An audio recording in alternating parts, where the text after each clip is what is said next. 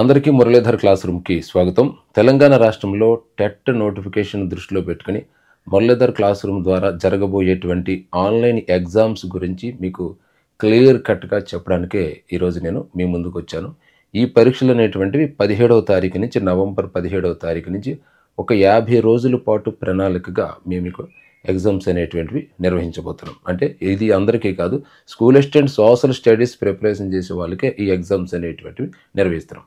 మీకు అందరికీ తెలుసు, మొన్న జరిగినటువంటి తెలంగాణ డిఎస్సి ఫలితాల్లో మా దగ్గర శిక్షణ పొందినటువంటి విద్యార్థులు, మా పరీక్షలు రాసినటువంటి విద్యార్థులు, అలాగే నేను పెట్టినటువంటి ఆన్లైన్ వీడియోస్ కానీ ఆన్లైన్ క్లాసెస్ కానీ మా యొక్క మెథడాలజీ క్లాసులు చూసినటువంటి విద్యార్థులు చక్కగా డిఎస్సిలో ఉద్యోగం అనేటువంటి పొందడం జరిగింది. రాష్ట్రంలోని ప్రతి జిల్లాలో కూడా మురళీధర్ క్లాస్ రూమ్ యాప్ ద్వారా, మురళీధర్ క్లాస్ రూమ్ అనేటువంటి యూట్యూబ్ ఛానల్ ద్వారా ఒక ఉపాధ్యాయుని, ఒక సోషల్ స్టడీస్ ఉపాధ్యాయుని అందించినటువంటి ఘనతను వాళ్ళు నాకు అందివ్వటం జరిగింది. రాష్ట్రంలో దాదాపు 40 మందికి పైగానే మా యొక్క యాప్ ద్వారా లేదా యూట్యూబ్ ఛానల్ ద్వారా పాఠ్యాంశాలు విని పరీక్షలు రాసి మరి ఈరోజు చక్కగా ఉద్యోగంలో స్థిరపడటం అనేటువంటిది జరిగింది. వాళ్ళందరినీ కూడా మీరందరూ కూడా స్ఫూర్తిగా తీసుకుని మేము పెట్టబోయేటువంటి పరీక్షలు మరి నాడు వాళ్ళు ఏ విధంగా అయితే కమిట్మెంట్గా చక్కగా చదువుతూ ఉత్తీర్ణత సాధించి గొప్ప విజయం పొందారో, అదే మాదిరి మీరు కూడా చక్కగా చదువుతూ చక్కగా రేపు రాబోయేటువంటి డిఎస్సిలో అండ్ అంతకంటే ముందు జరగబోయేటువంటి టెట్ ఎగ్జామినేషన్లో టాప్ స్కోర్ తెచ్చుకునే విధంగా ప్రయత్నాలు చేయాలని, మీ యొక్క ప్రయత్నానికి మురళీధర్ క్లాస్ రూమ్ అనేటువంటిది ఎప్పుడూ కూడా తోడుంటుందని చెబుతూ, ఇక మనం నవంబర్ 17వ తారీఖున నిర్వహించుకోబోయేటువంటి పరీక్షల యొక్క ఫార్ములాని మొదట మీకు పరిచయం చేస్తాను. ఆ తర్వాత మీరు చేయవలసినటువంటి పనులు ఏంటో చెప్తాను. ఇక చివరిగా టైం టేబుల్ మొత్తం మీకు క్లియర్ కట్గా చెప్పడం అనేటువంటిది జరుగుతుంది. సరే, మొదట మన యొక్క ఎగ్జామ్స్ యొక్క ఫార్ములాను చూసుకున్నట్లయితే అందులో మొట్టమొదట మనం గమనించుకోవాల్సింది సోషల్ కంటెంట్. ఇందులో మీకు 10+2 ఎగ్జామ్స్ ఉంటాయి. అంటే ఓవరాల్గా 12 పరీక్షలు ఉంటాయి అన్నమాట. ఏంటి ఈ 12 పరీక్షలు ఎలా ఉంటాయి, ఎలా నిర్వహించుకోబోతున్నాం అనేది మనం తెలుసుకుంటే, అందులో మొట్టమొదటి 10 పరీక్షలు కనుక చూసుకున్నట్లయితే మనకు టెట్ సిలబస్లో 6 టాపిక్స్ ఇవ్వటం జరిగింది. రామ నెంబర్ 1, 2, 3, 4, 5, 6 టాపిక్స్ కింద ఇవ్వటం జరిగింది. అంటే అది భూమి వైవిధ్యము, దీనికి సంబంధించినటువంటి అంశాలు, అలాగే మతం, సంస్కృతి, జీవనోపాధులు, అంటే ఇలాగా మొత్తం ఒక 6 టాపిక్స్ కింద ఇవ్వటం జరిగింది. కంటెంట్లో ఉన్నటువంటి 6 టాపిక్స్ని, మెథడాలజీలో ఉన్న 6 టాపిక్స్ని నేను ఆల్రెడీ వీడియో రూపంలో చెప్పడం జరిగింది. కాబట్టి ఎవరైనా మిస్ అయ్యి ఉంటే మురళీధర్ క్లాస్ రూమ్ ఛానల్లో ఆ వీడియో ఉంటుంది, ఒకసారి చూడండి. ఇప్పుడు ఈ 6 టాపిక్స్ మీద 10 ఎగ్జామ్స్ ఉంటాయి అన్నమాట. అంటే ఈ 6 టాపిక్స్ని మనం నిశ్చితంగా పరిశీలన చేసుకున్నట్లయితే ఇందులో 5వ టాపిక్ అలాగే 6వ టాపిక్ చిన్నగా ఉంటాయి అన్నమాట. అంటే అందులో మనకి అంటే దీని పరిధి 6, 7, 8 తరగతులకి అయిపోతుంది.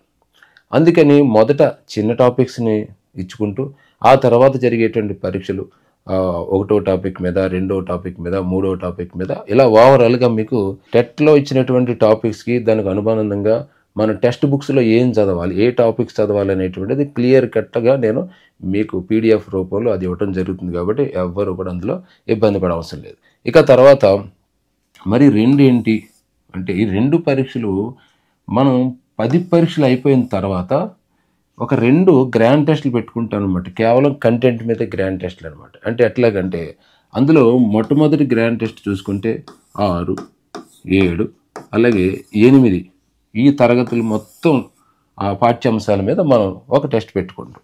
ఇక రెండోది 9 అలాగే 10వ తరగతి మీద ఉన్నటువంటి అన్ని పాఠ్యాంశాల మీద పెట్టుకుంటాం. అంటే మొదట చిన్న చిన్న విభాగాలుగా టాపిక్స్ వారీగా మనం చదువుతాం. జాగ్రఫీ పార్ట్స్ జాగ్రఫీగా, అలాగే చరిత్రకు సంబంధించినవి, అలాగా చిన్న చిన్న పాఠాలు తీసుకుని ఒక 5 పాఠాలు 10 పాఠాలు తీసుకుని మనం కవర్ చేసుకుంటూ వస్తాం. మళ్ళీ అంతా అయిన తర్వాత మరొకసారి మన టాలెంట్ అంతా కూడా ఓవరాల్గా 6, 7, 8 మీద ఒకటి, 9, 10 మీద ఒకటి. ఇంకా తర్వాత టెట్ గ్రాండ్ టెస్ట్లు అనేవి ఉంటాయి. కాబట్టి మీరు ఆ టెస్ట్ గ్రాండ్ టెస్ట్ లోపలనే ఇవన్నీ కూడా కంప్లీట్ అయ్యే విధంగా మేము చక్కగా టైం టేబుల్ అనేటువంటిది డిజైన్ చేయడం జరిగింది విద్యార్థులారా. ఇది కంటెంట్కి సంబంధించినటువంటి మన యొక్క ఫార్ములా.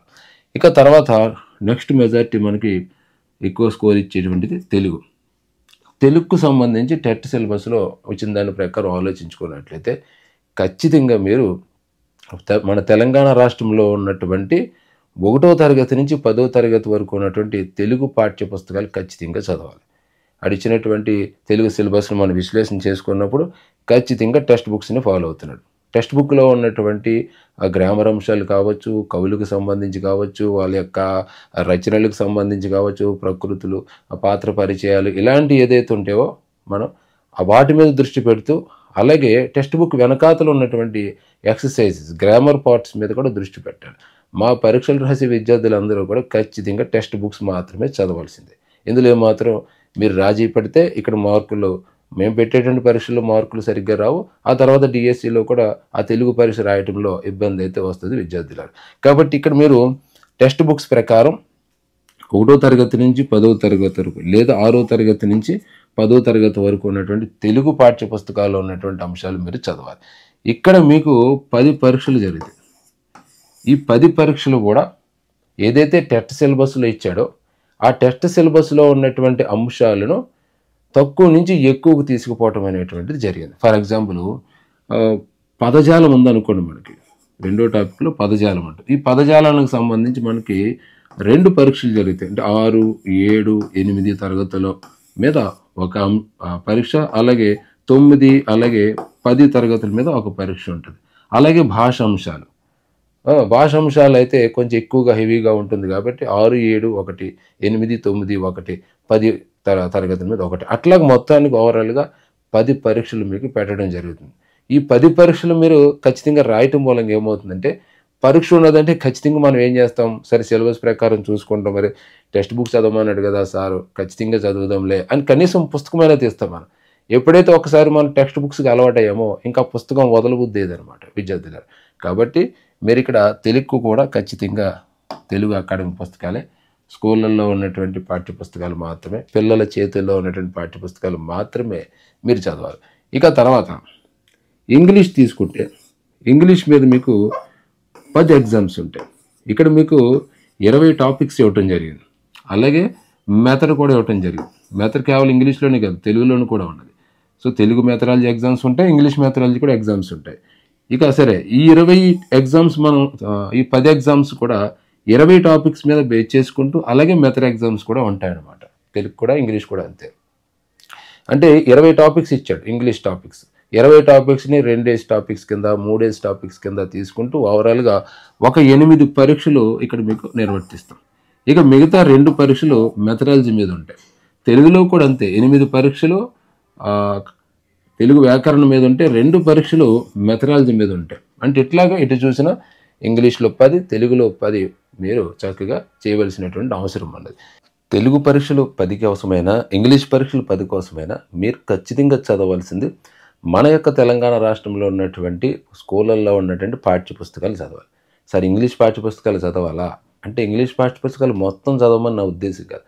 అందులో ఉన్నటువంటి ఎక్సర్సైజెస్, ముఖ్యంగా గ్రామర్ పార్ట్ అంతా కూడా మీరు గమనిస్తూ చేసుకోవాలి. మన సిలబస్ ప్రకారం ఏమైతే ఇచ్చామో ఆ సిలబస్ తాలూకు అంశాలు మీరు టెక్స్ట్ బుక్స్లో ఎక్కడెక్కడ ఉన్నాయో చూసుకుంటూ చక్కగా స్టడీ చేయవలసినటువంటి అవసరం ఉన్నది. ఎందుకంటే మేము 2 విభాగాలు, 3 విభాగాలు ఇస్తాం కాబట్టి సింపుల్గా మీరు 6వ తరగతి నుంచి 10వ తరగతి వరకు సాధ్యమైనంత వరకు చదవడానికి, తెలుసుకోవడానికి ప్రయత్నం చేయండి విద్యార్థులు. ఎప్పుడైతే మనం టెక్స్ట్ బుక్స్ చదువుతున్నామో ఆటోమేటిక్గా ఇంగ్లీష్ మీద కూడా కాస్త మనకి పట్టు వస్తూ ఉంటుంది. ఆ పట్టు రేపు మీకు టెట్లో మంచి స్కోర్ తీసుకురావడానికి అయితే అద్భుతంగా ఉపయోగపడుతుంది. ఇక మెథడాలజీ తీసుకున్నట్లయితే తెలుగు ఒక 2 పరీక్షలు, ఇంగ్లీష్కి సంబంధించి 2 పరీక్షలు మెథడాలజీ మీద ఉంటాయి. అంటే 4 పరీక్షలు.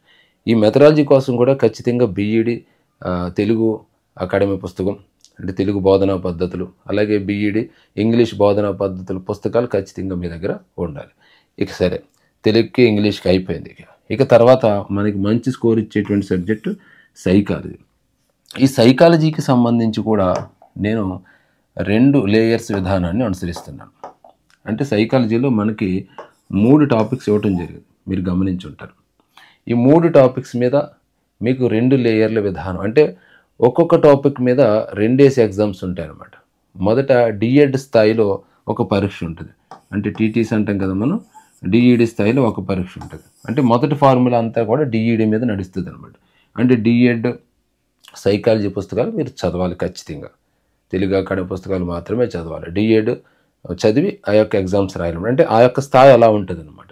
ఇక తర్వాత జరగబోయే 3 పరీక్షలు ఎలా ఉంటాయంటే బీఈడి స్థాయిలో ఉంటాయి. అంటే కొంచెం డోస్ ఎక్కువగా ఉంటుంది అనమాట. అంటే మొదట లిమిటేషన్గా చూసుకుంటూ ఆ తర్వాత సబ్జెక్ట్ అర్థమైన తర్వాత మళ్ళీ దాని మీద మీకు హై స్టాండర్డ్లో బీఈడి స్టాండర్డ్లో మీకు ఎగ్జామ్ జరుగుతాయి. అంటే ఓవరాల్గా ఇక్కడ 3+3 మొత్తం 6 పరీక్షలు మీకు సైకాలజీ మీద జరుగుతున్నాయి. ఈ 6 పరీక్షలు కూడా 2 లేయర్లు మీద, మొదట డిఎడ్ లేయర్, తర్వాత బీఈడి లేయర్. అంటే ఖచ్చితంగా మీరు ఇక్కడ డిఈడి సైకాలజీ పుస్తకాలు అలాగే బీఈడి సైకాలజీ పుస్తకాలు మనం 100% చదవాలి. అంటే సైకాలజీ సిలబస్ ఏమున్నది ఏంటి అనేటువంటిది నేను సిలబస్లో క్లియర్ కట్గా ఇచ్చేసాను. దాని గురించి ఇక్కడ అనవసరం. కానీ కుదిరితే మళ్ళీ ఇంకొక వీడియోలో దాని మీద తెలుగు మీద, ఇంగ్లీష్ మీద, సైకాలజీ మీద మాట్లాడుకునే ప్రయత్నం చేద్దాం. నాకు తెలిసి అవసరం లేదు, క్లియర్ కట్గా మీకు సిలబస్లో ఉంటుంది విద్యార్థులారా.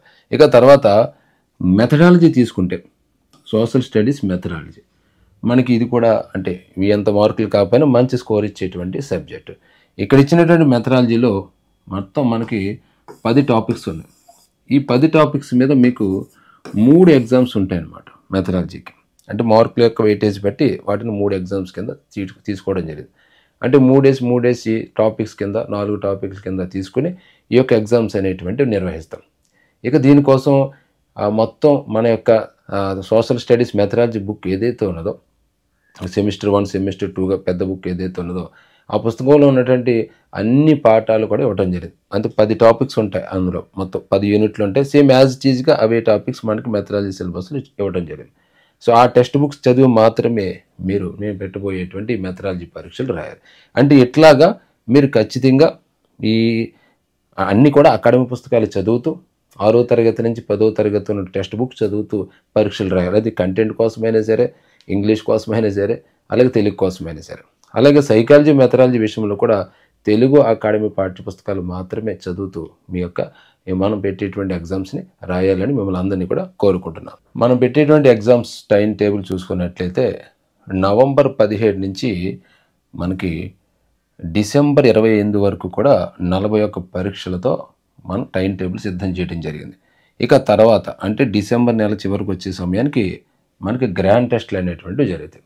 సో మరి ఇప్పుడు అందుతున్న సమాచారం ప్రకారం మనకి జనవరి 1 నుంచి 20 వరకు కూడా ఎగ్జామ్స్ అనేటువంటి జరగబోతున్నాయి. కాబట్టి మన యొక్క ఎగ్జామ్ ఎప్పుడు వస్తుందో చూసుకుని అలాగే 28వ తారీఖు నుంచి మన ఎగ్జామ్స్ డేట్ అది ఒక 15వ తారీఖునో 16వ తారీఖునో 10వ తారీఖునో రావచ్చు. మొత్తం ఈ యొక్క ఆ టైంలో ఆ సమయంలో గ్రాండ్ టెస్ట్లు అనేటువంటివి నిర్వహిస్తాయి అన్నమాట. ఇక తర్వాత మనం గమనించుకోవాల్సింది ఏంటంటే నవంబర్ 17 దీనికి తెలుగు పరీక్ష 1 జరుగుతుంది. దీనికోసం మీరు ఏం చదవాలి అంటే కిందకి స్క్రోల్ చేస్తే మీకు క్లియర్ కట్గా ఇక్కడ కనపడుతుంది. నవంబర్ 17వ తారీఖున తెలుగు పరీక్ష 1.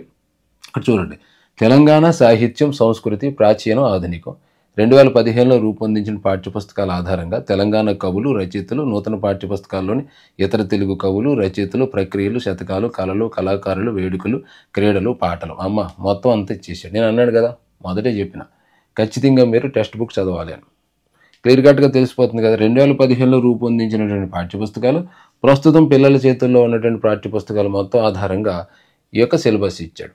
అప్పుడు ఎంత సిలబస్ ఉంది కాబట్టి మనం దీన్ని సింప్లిఫై చేసుకుని మొదట ఏం పెట్టుకుంటున్నాం, మనం 6, 7, 8 తరగతుల్లో ఉన్నటువంటి సంబంధిత అంశాలు చూడాలి. 6, 7, 8 తరగతుల్లో ఉన్న తెలంగాణ కవులు ఎవరు, వాళ్ళ రచనలు ఏమున్నవి, అలాగే ప్రక్రియలు ఏమున్నవి, శతకాలు ఏమున్నవి, కళలు ఏమున్నాయి, కళాకారులు ఏమున్నాయి, వేడుకలు ఏమున్నాయి, క్రీడలు ఏమున్నాయి, పాటలు ఏమున్నాయి, ఇవన్నీ చూసుకుంటారు. అంటే 6, 7, 8 తరగతుల్లో ఉన్నటువంటి ఎగ్జామ్స్. ఇక తర్వాత నవంబర్ 18 అంటే ఇక్కడ మీకు మొత్తం ఓవరాల్గా మన యొక్క టైం టేబుల్ అనేటువంటిది కనపడుతుంది ఫస్ట్ పేజీలో.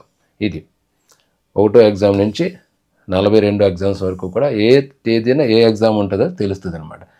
ఆ తేదీని ఏం చదవాలనేటువంటిది మీకు ఒక 14 పేజీల PDF అనేటువంటిది ఇక్కడ కనపడుతుంది. ఇప్పుడు నవంబర్ 17 తర్వాత నవంబర్ 18 దీనికి చూడండి, ఇంగ్లీష్ టెక్స్ట్ బుక్ మనం చదవాలి. ఇంగ్లీష్ టెస్ట్ 1 దీనికి పార్ట్ ఆఫ్ స్పీచ్ టెన్సెస్ సింపుల్గా 2 పార్ట్స్ ఆఫ్ స్పీచ్ మీద టెన్సెస్ మీద ఈ 2 అంశాల మీద మీరు ఏం చేయాలా, చక్కగా 6వ తరగతి నుంచి 10వ తరగతి వరకు లేదా 3, 4, 5, 6 తరగతి నుంచి కనీసం 8వ తరగతి వరకైనా ఈ రిలేటెడ్ టాపిక్ చూడాలి. ఫస్ట్ పార్ట్స్ ఆఫ్ స్పీచ్ ఏమన్నవి, 6వ తరగతిలో పార్ట్స్ ఆఫ్ స్పీచ్ ఏమన్నా, 7వ తరగతిలో ఏమన్నా, 8వ తరగతిలో ఏమన్నా, 9వ తరగతిలో ఏమన్నా, ఇట్లా 10వ తరగతి వరకు సంబంధిత చూసుకో. అలా టెన్సెస్ ఏమన్నాయి, ఎందుకంటే అన్ని పాఠాలు వెనకాతల పార్ట్స్ ఆఫ్ స్పీచ్ ఉండకపోవచ్చు లేదా టెన్సెస్ ఉండకపోవచ్చు. ఎక్కడెక్కడైతే ఉన్నాయో మనం వాటిని చూసుకుంటూ ఎక్సర్సైజ్ చేయాలి. దాన్ని బేస్ చేసుకునే మనం ఇక్కడ ఎగ్జామ్స్ అనేటువంటివి జరుగుతాయి. ఇక తర్వాత నవంబర్ 19న సోషల్ టెస్ట్ 1 ఉంటుంది అనమాట. దీనికి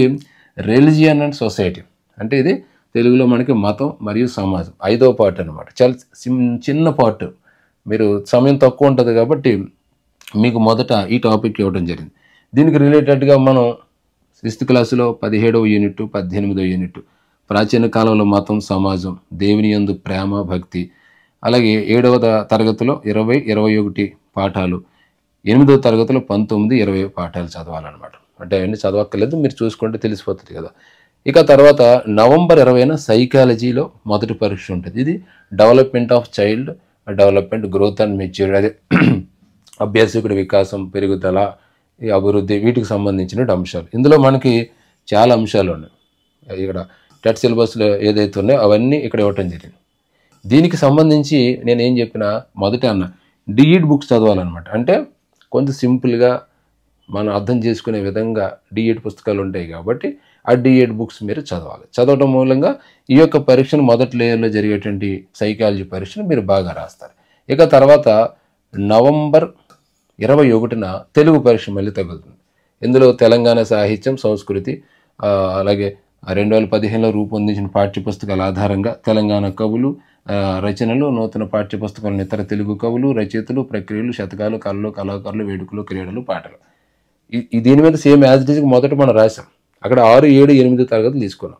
మరి ఇక్కడికి వచ్చేటప్పటికి ఏం చేయాలా, 9వ తరగతి 10వ తరగతి చూసుకోవాలి. ఆ రిలేటెడ్ టాపిక్స్ అన్నీ కూడా మనం స్టడీ చేయాలి. 9, 10 తరగతులను కవుల గురించి, వాళ్ళ రచనల గురించి, క్రీడల గురించి, పాటల గురించి, శతకాల గురించి, కళల గురించి, కళాకారుల గురించి, అబ్బాబ్బా మొత్తం ఇందులో ఉన్న ప్రతి టాపిక్ని కూడా మీరు చూడవలసినటువంటి అవసరం ఉంది. ఇక నవంబర్ 22న ఇంగ్లీష్ టెస్ట్ 2 జరుగుతుంది. Active voice, passive voice, preposition, articles.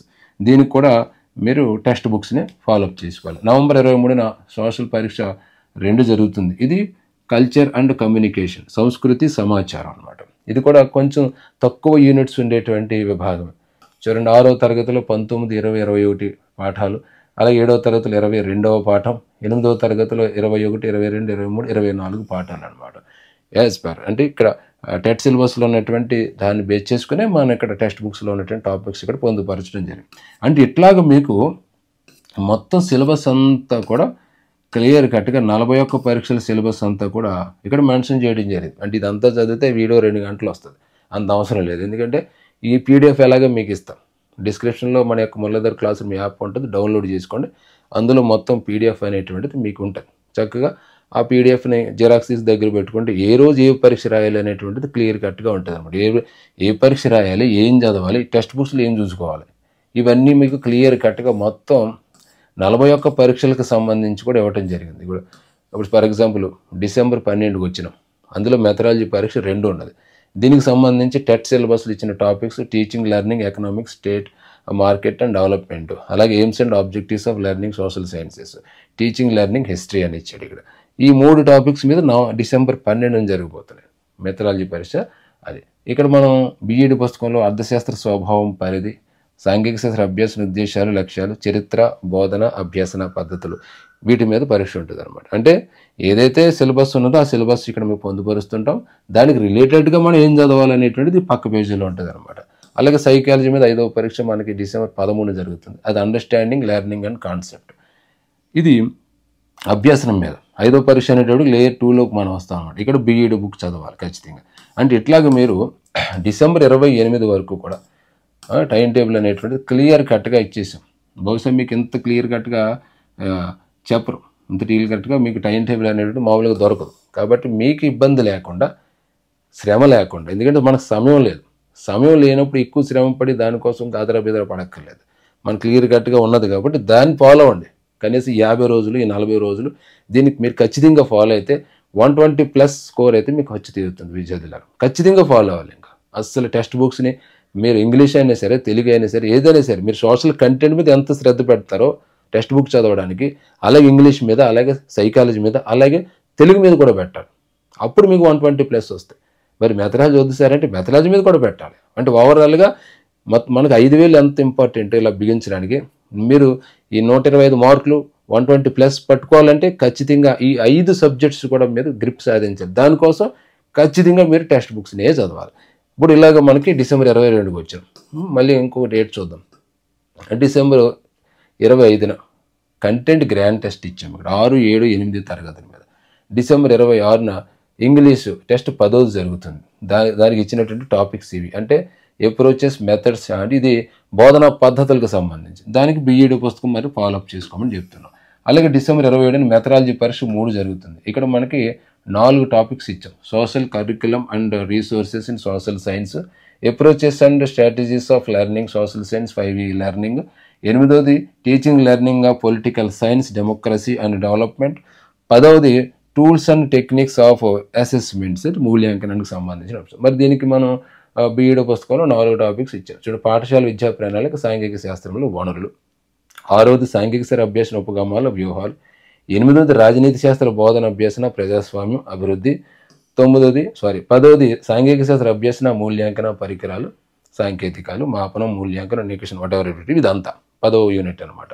ఇట్లా మనం ప్రతిదీ 28వ తారీఖున చూడండి కంటెంట్ గ్రాండ్ టెస్ట్ 9, 10 తరగతుల మీద ఇచ్చుకోవడం జరిగింది.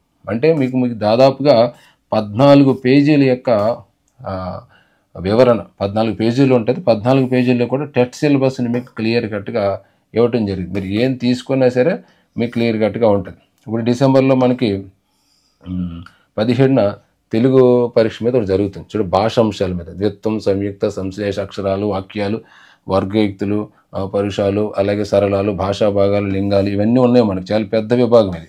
అందుకే దీన్ని మేము 3 పరీక్షల కింద డివైడ్ చేసాం. మొదటే చెప్పాను కదా, ఇక్కడ ఏ పరీక్ష ఉంది, 10th క్లాస్ టెక్స్ట్ బుక్స్ల మీద ఇవ్వడం జరిగింది. ఇదంతా కూడా అంటే ఒక్కటే 10th క్లాస్ టెక్స్ట్ బుక్ను ఒకటే దగ్గర పెట్టుకుని అందులో ఉన్న పాఠ్యాంశాల్లో భాషాంశాలు ఏంటి, ద్విత్వాలు ఏంటి, సంయుక్తాలు ఏంటి, ఇవన్నీ కూడా మీరు చూసుకోవాలి. అంటే ఇలాగా ప్రతి పరీక్షకి సంబంధించి ఏం చదవాలి అంటే చూడండి, ఎగ్జామ్ ఎప్పుడు జరుగుతుంది, అది ఎన్నో పరీక్ష, టెస్ట్ సిలబస్లో ఏమున్నది, దాని టెస్ట్ సిలబస్లో ఉన్న దాని ప్రకారం మనం యొక్క టెక్స్ట్ బుక్స్లో ఏం చదవాలి అనేటువంటి క్లియర్ కట్గా ఒకే ఫ్రేమ్లోకి తీసుకొచ్చి మీకు ఇవ్వడం అనేటువంటి జరుగుతుంది విద్యార్థులు.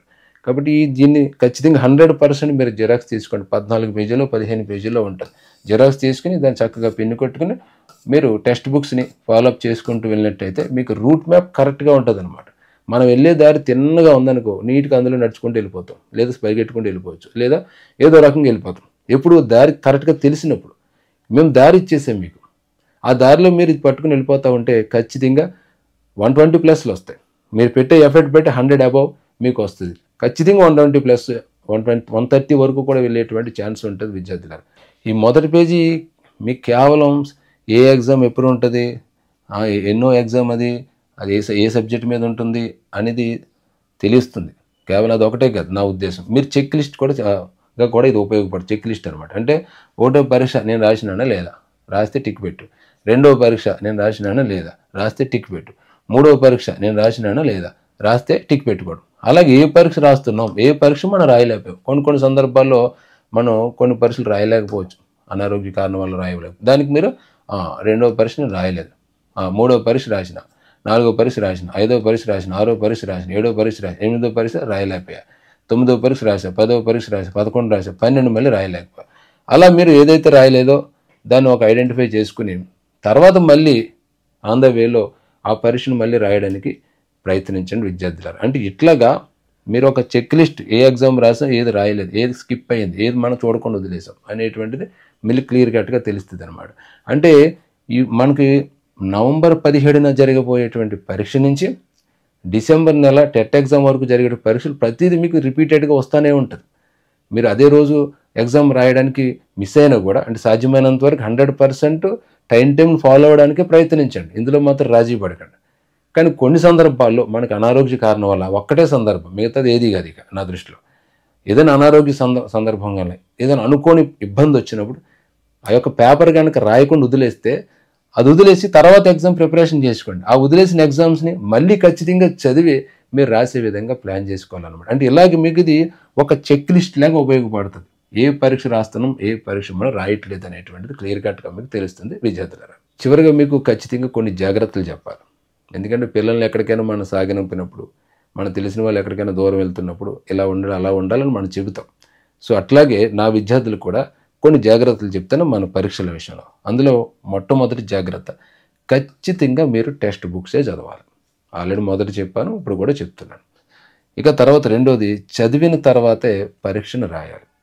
మనం ఒక టాపిక్ ఇచ్చుకున్నాం, నెల రోజుల ముందే మీకు టాపిక్స్ తెలిసిపోతుంది. 50 రోజుల ప్రణాళికలో మన ఏ ఎగ్జామ్ ఎప్పుడు ఉంటుందో మీకు క్లియర్ కట్గా తెలిసిపోతుంది. కాబట్టి మీరు చదివిన తర్వాతే పరీక్ష రాయండి. ఇప్పుడు బాగా మేము కూడా ఎలా ఇచ్చానంటే కంటెంట్ ఎగ్జామ్స్ మొదట సింపుల్గా చదివితే అర్థం చేసుకునేవి ఇచ్చిన, వెళ్ళి కొద్ది డోస్ పెంచుకుంటూ వచ్చాను అనమాట.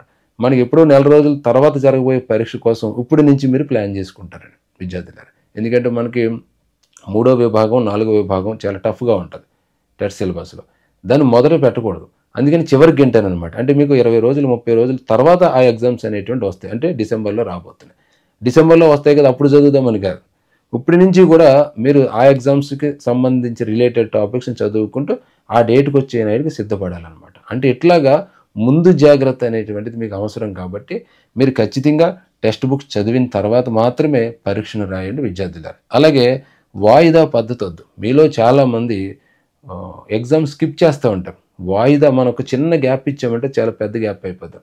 ఒక ఎగ్జామ్ వాయిదా వేస్తే తర్వాత ఎగ్జామ్ బర్డెన్ అయిపోతుంటుంది.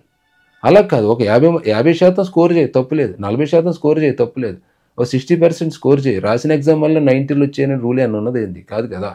మన ఎగ్జామ్ అక్కడ టెట్ ఎగ్జామ్స్కి మాత్రం మన స్కోర్ పెంచుకోవాలి, ఇక్కడ కాదు. ఇక్కడ పెట్టే పరీక్షల్లో మీరు స్కిప్ చేయొద్దు, దయచేసి వాయిదా వేయద్దు. ఏదైనా అనారోగ్యం అనుకోని అవాంతరం వస్తే తప్ప ప్రాణం పెట్టి మీరు పరీక్ష రాయడానికి ప్రయత్నించండి విద్యార్థులారా.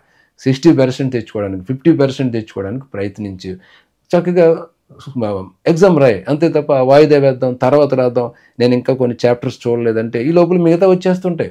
ఏది ఎవరి కోసం ఆగదు, అర్థమైందా? కాబట్టి ఇక్కడ పొందేటువంటి మార్కులను దృష్టిలో పెట్టుకుని మీరు అటువంటి ప్రయత్నాలు చేయకండి. ఖచ్చితంగా ఇన్ టైంలో ఎగ్జామ్స్ రాయాలి.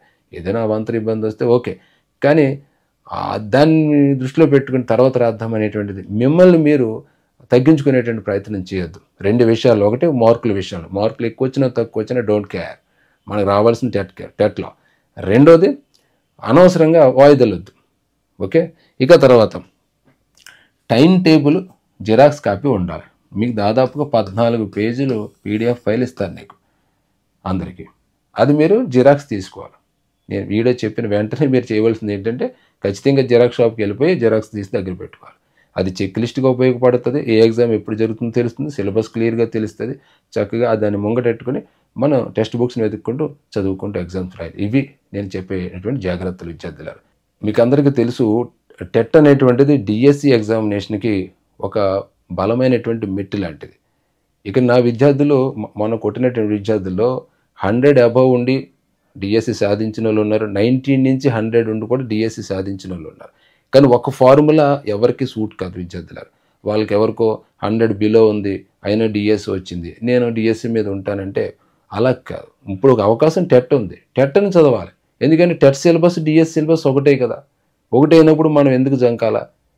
ఇక్కడ మనం 6వ తరగతి నుంచి 10వ తరగతి ఖచ్చితంగా కంటెంట్ చదవాలి, అక్కడ చదవాలి. మెథడాలజీ ఇక్కడ చదవాలి, అక్కడ చదవాలి. సైకాలజీ ఇక్కడ చదవాల్సి వస్తుంది, అక్కడ చదవాల్సి వస్తుంది. కాబట్టి 70% సేమ్ సబ్జెక్ట్ కాబట్టి లేనిపోని ఆలోచనలోకి వెళ్ళకండి. నాకు ఇంగ్లీష్ రాదు, నేను చదవలేను. ప్రయత్నించు, టెక్స్ట్ బుక్స్ చదువు. 6వ తరగతి 7వ తరగతి టెక్స్ట్ బుక్సే కదా చదవమనేటిది, అది చదువుతూ డెవలప్ అవ్వు. అలాగే తెలుగు చదువు, సైకాలజీ చదువు, తప్పదు ఇంకా. ఎందుకంటే టెట్ స్కోర్ కూడా డిసైడ్ చేసి టెట్ స్కోర్ తక్కువ ఉండటం వల్ల కూడా మన తెలంగాణ రాష్ట్రంలో చాలామంది పిల్లగాళ్ళు ఉద్యోగం కోల్పోయినటువంటి పరిస్థితి ఉన్నది. కాబట్టి దాన్ని దృష్టిలో పెట్టుకు చెప్తున్నా, రాబోయేటువంటి డిఎస్సిని ప్లాన్ చేసుకుంటేనే. ఇప్పుడు ప్రజెంట్ మన చేతిలో టెట్ ఉంది, దాని సంగతి ఏంటో చూడవలసిన బాధ్యత ఉంది. కాబట్టి 100 అబవ్ తెచ్చుకునేటువంటి ప్రయత్నం చేయండి. ఇప్పుడు గతంలో ఆ డిఎస్సి కొట్టినటువంటి నా విద్యార్థులు చూసుకుంటే ఇప్పుడు 116 జె రాము, అలాగే రఘునాథ రెడ్డి గారు 123, కోటేశ్వరరావు గారు 116, శివశంకర్ గారు 116, విద్యాసాగర్ గారు 118, విద్యాధర్, అలాగే సంధ్య మేడం గారు 114, సునీల్ 118, పి కుమార్ 109, అట్లాగా ఉన్నాయి. అలాగే ఇక్కడ చూస్తే మీకు 100 అబవ్ ఉన్నారు. ఒక్క రాజశేఖర్ గారు మాత్రమే 95 ఉన్నారు. ఇంకా ఉన్నారు 95, 100 బిలో, అలాగే 90 మధ్యన ఉన్న వాళ్ళు ఉన్నారు, లేరని నేను అంటలేదు. కానీ అప్పుడు పరిస్థితి వేరు, ఇప్పుడు పరిస్థితి వేరు. ఇప్పుడు అందరూ టెట్ కోసం కుస్తీ పడుతున్నారు. కాబట్టి మనం ఖచ్చితంగా వేలకు లెక్క 100 అబవ్ తెచ్చుకొని మంచిగా ఉద్యోగాల్లో స్థిరపడేటువంటి ప్రయత్నం చేయాలని మిమ్మల్ని అందరినీ కోరుకుంటున్నాను. ఇక మేము ఇచ్చినటువంటి తెలంగాణ టైం టేబుల్ ప్రకారం మీరు ఎగ్జామ్స్ రాయాలనుకుంటే ఈ దిగువన కనిపించేటి నెంబర్లకు కాల్ చేయండి. అలాగే నేను చెప్పినటువంటి సిలబస్ని జిరాక్స్ కాపీ తీసుకోండి. దాంతోపాటుగా డిస్క్రిప్షన్లో మా ఎగ్జామ్స్ రాసేటువంటి Muralidhar classroom app link ఇస్తున్నాను. ఆ లింక్ ద్వారా మీరు యాప్ను డౌన్లోడ్ చేసుకోండి. నేను పెట్టినటువంటి పీడిఎఫ్ ఫైల్ను అందులో పొందండి విద్యార్థులారా. ఓకేనా? ఈ వీడియోని ఇక్కడితో ముగిస్తున్నాను. మరొక వీడియోతో తిరిగి నేను మళ్ళీ మీ ముందుకు వస్తాను. జై హింద్.